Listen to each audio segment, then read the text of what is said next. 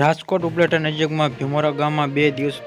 પહેલા હૈયું મચાવતી ઘટના સામે આવી છે અને ભીમોરા ગામે 2 દિવસ પૂર્વ આવેશમાં આવેલી 30 વર્ષની પરિણીત પોતાની વહાલો સોયા 9 માસની પુત્રી એસિડ પીવડાવીને પોતે પણ એસિડ પી લીધું અને મોતને નિપજાવ્યું. જણાવ્યું કે માસૂમ બાળકી ધાર્મિક સૌપ્રથમ ઉપલેટા શહેરથી વધુ સારવારથી રાજકોટ હોસ્પિટલમાં ખસેડવામાં આવી હતી, પરંતુ સારવાર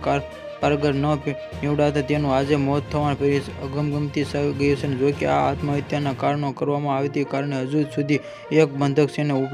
ઉલ્લેખનીય હત્યાથી કોશિશ કરનાર ફરિયાદ નોંધવા બાદ મૃતક માતા સાથે હત્યાની કલમનો ઉમેરો કરવામાં આવશે. મૂળ જામજોધપુર તાલુકા સિંગપુર ગામના આ 7 વર્ષની ઉપલેટા તાલુકામાં ભીમોરા ગામમાં ખેતીના કામ જગાભાઈ ગાંડાભાઈ મકવાણા નામના 25 વર્ષની યુવાને પોતાની પત્ની મનીષાબેન સાથે પાટણમાં પોલીસ સ્ટેશનમાં 9 વર્ષની માસૂમ ધાર્મિક અને એસિડ પીવડાવીને હત્યા કરવાનો પ્રયાસ અંગે ફરિયાદ નોંધાવી હતી. 28 તારીખે પોતાની પત્ની એસિડ પીવડાવવાના એસિડના જણાવ્યા મુજબ ખેતીમાં કામ કરી રહેલા સમાચાર મળતા ઘરે દોડી ગયા હતા અને ત્યારે પત્ની મનીષા તાત્કાલિક સારવાર માટે હોસ્પિટલ લઈ ગયા હતા અને ત્યાં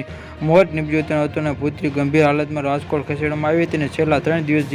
જીવન મરણ વચ્ચે ઝોલા ખાતી હતી, પરંતુ કરવું મોત નીપજ્યું અને પરિવાર ગમગમની સવાય થયો હતો. અને ફરિયાદમાં જગાભાઈ ડાયાભાઈ